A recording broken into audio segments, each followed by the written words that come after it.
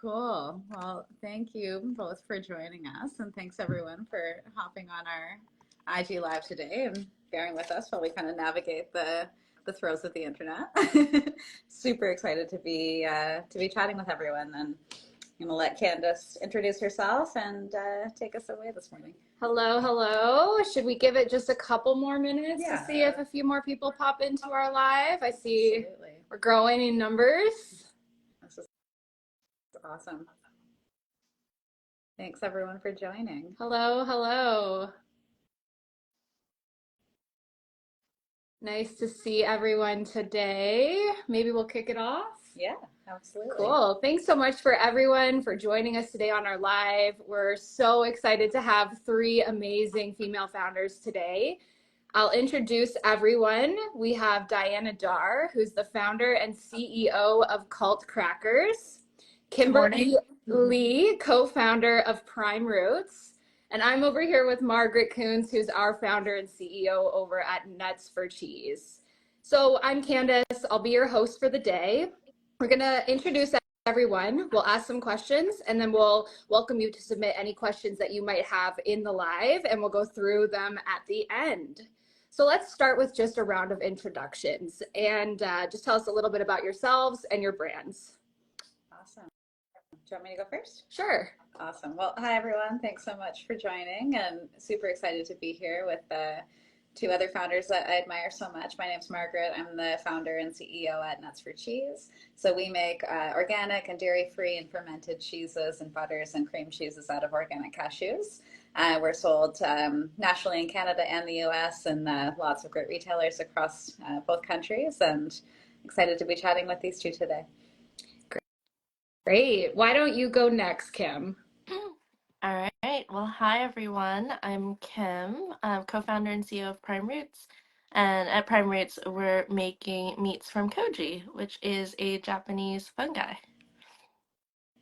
They're delicious. Yeah, Awesome. so we have a wonderful assortment of charcuterie and deli that pairs phenomenally with Dianna's crackers and your cheeses. Amazing. And Dianna, what about you? So good morning, I'm Dianna. I'm the CEO and founder of Cult Crackers. We make organic seeded crackers. They're gluten-free and grain-free. We have two flavors. We produce and manufacture them ourselves in Berkeley, and we're in about 700 retailers across the United States. Wonderful. So let's start by just talking a little bit about the moment that each of you decided to just go for it and launch your businesses. And was there a pivotal moment that made this idea a reality? So why don't we start with you, Dianna? Okay. So I was working in marketing as a copywriter and copy editor, and I had this cracker recipe from a friend of a friend, and I was baking them at home on the side, and I'd bring them to school events, to parties, and people loved them.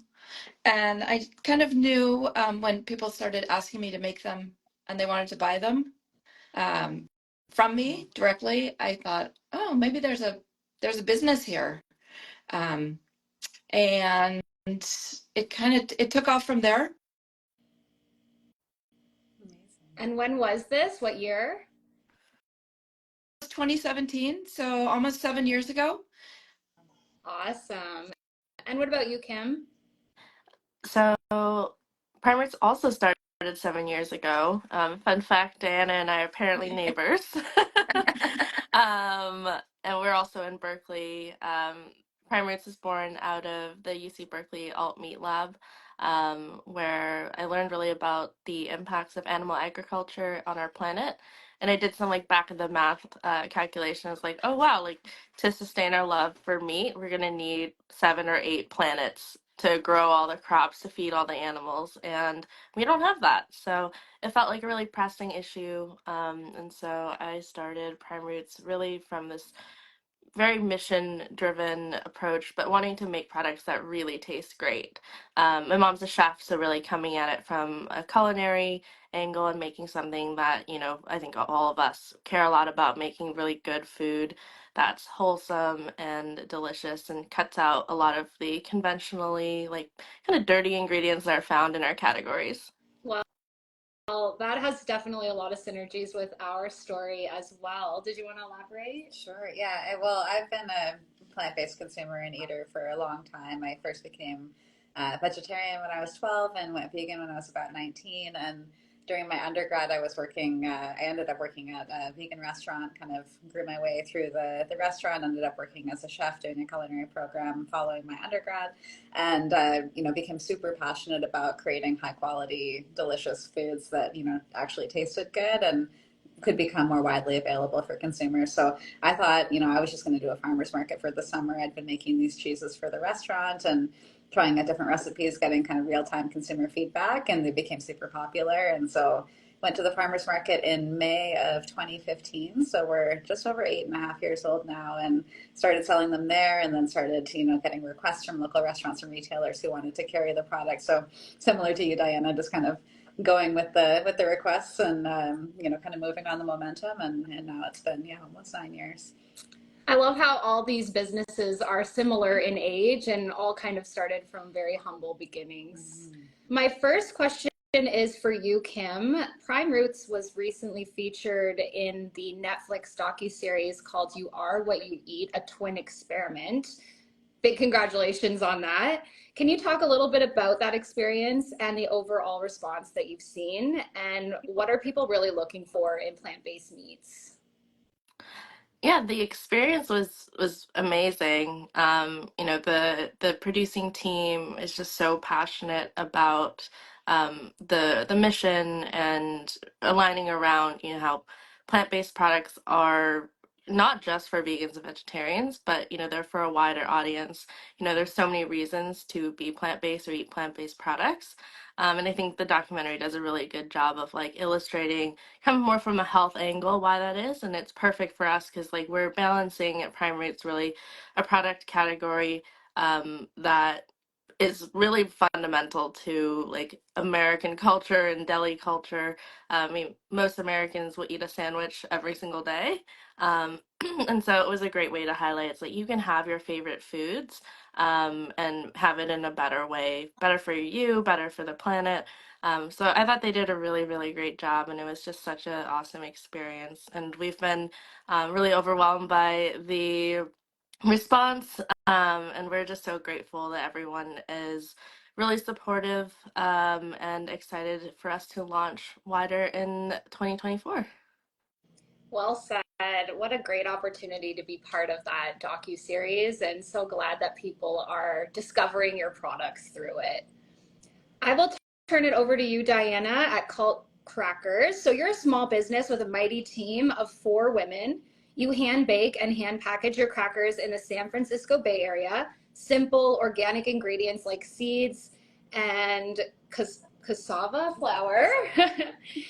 And you're making these delicious crackers. So what did the trial and error process look like for you when you started crafting these recipes and scaling them? So cassava flour is a root vegetable, and it's the base for our second cracker flavor. And the first cracker flavor, we started with 6 seeds, corn flour, and cornmeal, and it was a friend's recipe, so it was a home recipe. So the trial and error involved figuring out how to scale it for production, which, if you're making something at home, it's very different from when you're making it in a production kitchen. So just how we could make it as efficient as possible, as quick, easy as possible to scale it. Now we make about 800 sheet pans a day of crackers. So when I started, we were doing a sheet pan or 5 sheet pans. So 800 sheet pans. So just being able to scale it to production. That's incredible. And just maintaining the integrity of the recipes and that high quality while also increasing the volume significantly. Thank you. Yeah. And over to you, Margaret. So what would you say is the most common misconception about vegan and dairy cheeses, dairy-free cheeses that is, and how does nutrition and gut health play a role? So I think one of the biggest challenges that's actually kind of befallen the plant-based industry in general recently is that there's a lot of products that haven't necessarily made people feel great or don't always have amazing ingredients. And so I think that that's why quality is super important, and using great ingredients is super important, and having kind of the love and care behind the products that you're producing is really, really imperative to creating a great product. And I think a lot of consumers have been scarred by not just the plant-based dairy industry, but the plant-based industry at large. And I'm sure Kim, you've had some of your own experiences with just consumer perception. And I think one of our biggest challenges as a company is really getting folks to try our product, because we know that when people try it, they love it. And so we actually did something in December. It was kind of a fun little campaign called Taste to Believe. And what we did was we asked folks just to send me an email with their mailing address. And for every person who sent me an email, we sent them a coupon so that they could go and actually buy the product and try it for themselves and have a positive experience. Because, for us, we know our products taste really great, but they're also fermented. So they do have a, beneficial impact on gut health. And I'm a person who loved cheese when I was younger, and I want to, be able to eat a lot of cheese and still feel great. And so people can eat, a wedge of our cheese and not feel like they've eaten a wedge of dairy cheese. It's got, probiotic content and super clean ingredient deck. So that's always been a primary focus for us. And all of us at Nuts for Cheese have eaten an entire wedge in one sitting. Almost every day. Amazing. Thank you all so much. I think, I'd love to hear what's next for all three of you. So why don't we start with you, Kim? Sorry, I'm muted. My dog's barking. So we're really excited to be expanding in 2024. We've gotten thousands of messages from consumers wanting our products all across the US. We are mostly on the coast right now, and so we're looking to expand really nationwide and bring Prime Roots and our lovely deli experience to deli counters across the country. Wonderful. And Canada, we see you also. Please come here. I only get to try your products when I'm traveling in the US right now. And what about you, Dianna? So we have two cracker flavors right now, our classic seed and our crunchy cassava. And I'm working on a third flavor. So we flavor with our flours, and I'm playing around with some buckwheat flour, which has a really nice toasty flavor. So that's my latest project. And when do you think people might be able to find this new flavor? Maybe in the fall. I think buckwheat would be nice in the fall, hopefully by the holidays. Well, we will be on the lookout. Okay. And what's next for us? Well, I think, kind of building off what both of you said, Kim, we're also always working on expanding our distribution and finding more amazing retail partners to carry the product. In the last number of years, we've grown to become a national brand in both Canada and the US, but, we still are very much primarily in the natural channel. So looking for, great retail partners that can help us expand our reach and, provide, high quality plant-based products to more folks. And then Dianna, to your point, innovation is a huge passion of mine, and product development is, really exciting for me. So I have a few different kind of product iterations that I've been working on, and a few ideas up my sleeve that, I won't divulge just yet, but it's been fun for us. We launched an online store just recently, and it's given me a channel to be able to really test some of our new innovation and get products out in front of people before they launch in retail. And so, more of that, I think, more innovation and more distribution. I have the opportunity to try a lot of our R&D experiments, so I've been eating all sorts of great things for weeks now. It's wonderful to be based at the facility. And I can see in the comments we have lots of people saying that everything sounds delicious, which I do agree. I'm starting to get hungry. Another question. So since this live is all about good food, I would love to hear what all of your favorite foods are. So Dianna, do you want to start? Sure. I love salads. Any kind of salads. I usually eat salad for lunch, salad for dinner. Cold crackers, crumbs make a good topping on the salads, add a little nice crunch. But really salads. I'm a salad girl as well. And what about you, Kim? I think it's pretty cold right now, so I'm feeling soup and a hot melty sandwich. With My your mood products, of changes. course. Yes, of course. Yeah, I think like my eating preferences really change with the seasons. Yeah, I totally agree with that. Well, I I think, both of your products are two things I love to eat. I got to try some deli sandwiches at a trade show just last week in San Francisco, actually. And I think, Dianna, your um, crackers would be amazing on a salad. So I need to try that next time I'm in the US and get to bring a bag or two home. Um, I'm really been into carbs recently. So I've been making I made fresh pasta last night for a Valentine's Day meal and actually put beets in the pasta dough to make it pink, which was really fun. But I've been really into, fresh sourdough bread and pasta and making soups for sure because it's cold here in Canada and kind of lots of warm, cozy foods. But, I love anything um, vegetable. Never met a vegetable I don't like. So salads and sandwiches and soups and things like that for sure. Amazing. I'm wondering if anyone in the live has any questions that they might want to pop See if in. I can. I can. Okay, let's see. Lots of really nice comments. Thanks for everyone for participating.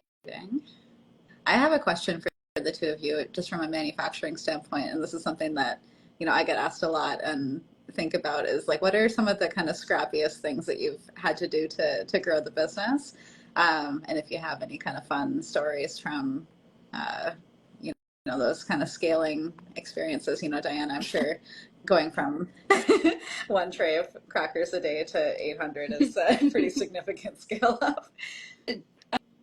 I could start, Yeah. just, when you start out, you're doing everything. You're washing the dishes, you're mopping the floor, you're making the mixes, you're baking, you're doing the sales, the deliveries. I still do deliveries within Berkeley myself. So just hands-on, you're doing everything there is to do.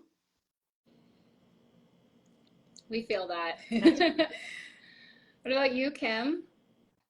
I think probably figuring out some of like the supply chains is like an interesting challenge. So like for example, our Black Forest ham actually has juniper berries in it, which is like true to like the Black Forest ham Oh, tradition, that's and how cool. like Black Forest ham should be, but most don't have it. And so we actually like grind like dried juniper berries to put into our Black Forest ham. So figuring out, like how to scale from a small amount of juniper berries to finding like larger supply sources.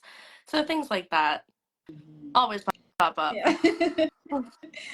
Yeah, we can definitely relate to you on some of those ingredient sourcing things. For I know we sure. have some funny stories. Do you want to pull one out? We've had so many. I mean, I think we started at the farmer's market. I was renting a restaurant kitchen in the middle of the night to make the products, and then I was working the market during the day and then going back to the restaurant to cook dinner. And it was really kind of scrappy it still is, every once in a while we'll get a really big order and everyone from the office will suit up in a hairnet and a lab coat and go help on the floor to help package the product to get it out. But definitely a lot of packaging parties in the middle of the night, in the early days with friends and family and whoever could kind of come in to help fulfill an order. And definitely figuring out, I think some of our funniest stuff has been around equipment and not having like the right materials to be able to do something on a larger scale and trying to make shift ways to do things in larger batches. And one story that I always kind of tell and always remember is like we first got our first full pallet order for a retailer here in Canada, and we didn't have a forklift or we didn't even have like a pallet jack at the time. And so we assumed, because I wasn't used to ordering freight, that like the truck was going to come and help us get the pallet onto the truck. And they showed up. We didn't have a raised loading dock at the time, and the truck didn't have a lift gate. And so the pallet was ready to go. The truck came to get it, and there was no way to get it on the truck. And so, like, the 7 people that were working, we all went and stood around the pallet and lifted it onto the truck because it was like such a massive deal to produce that much product and figure out how to put it on a pallet, how to wrap a pallet. And we're like, we're not. You're like, you're taking this order You're today, taking this sir. order. No matter what. And so, yeah, we, just kind of scrappy, funny things like that, like, you figure it out. And I think you just kind of have to keep troubleshooting as you go. I did see a question pop up too that I thought was a good one. Any tips for someone who might be just starting out on a plant-based diet? Yeah, go ahead if anyone wants to jump in.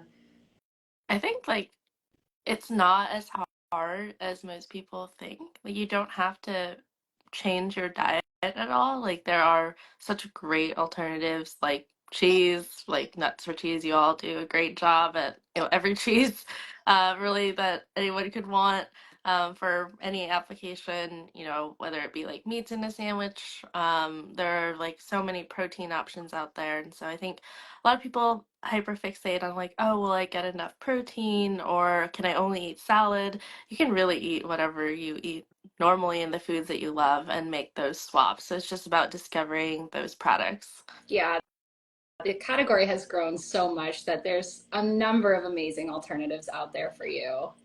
Any other tips? Yeah, like you can have everything. Like if you want a runny egg, you can have that. If you want, like, there's like Yeah, literally everything. it exists. I think variety is so key because I think it's really easy. When I was, young plant-based person, I was, away at school and there wasn't a ton of great options. And so I ended up eating like a lot of pasta and red sauce or like bagels with peanut butter. And I think variety is key to, keep a lot of excitement, but also keep, different variety of nutritious foods in your diet because it's important to focus on, getting all the nutrients you need and, feeling satisfied from what you're eating. What about you, Diana?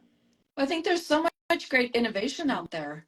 I mean, look just in Berkeley, in our corner of West Berkeley, what's happening. There's so many options and choices. Yeah, you two live in totally plant-based paradise, so Yeah, and some awesome. incredible restaurants out there as well.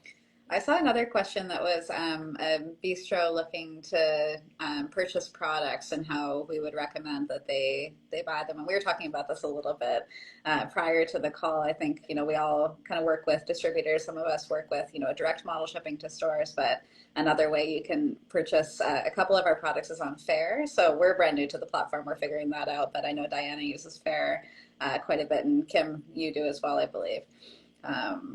So yeah, I think if anyone's interested in purchasing the products for their small business, reach out to one of us and we can definitely help you. Wonderful. Did anyone have anything else they wanted to share? I think this was awesome. So if anyone has any final questions in the comments, pop them in now and we'll hang out for another minute to see if anyone else has anything they want to have answered today. But I think all of us are available on our channels. Reach out to the business pages, and if you have a question about any of the products, we'll make sure you get an answer. We have some people that are hungry. It is almost lunchtime, so I think we'll wrap up our live. But thank you so much to everyone for tuning in today. And we are going to be posting a giveaway tomorrow for a chance to win a snack pack. It'll have all of these delicious products. So prime roots, plant-based deli cheeses, or classics, nuts for cheese, dairy-free cheese, and of course our delicious called crackers. So thanks again to everyone. Stay tuned for that giveaway, and I hope everyone is able to get a nutritious lunch. Awesome. Thank you all. Thank you. Thank you all so much. Have a great Bye. day. Bye. Bye.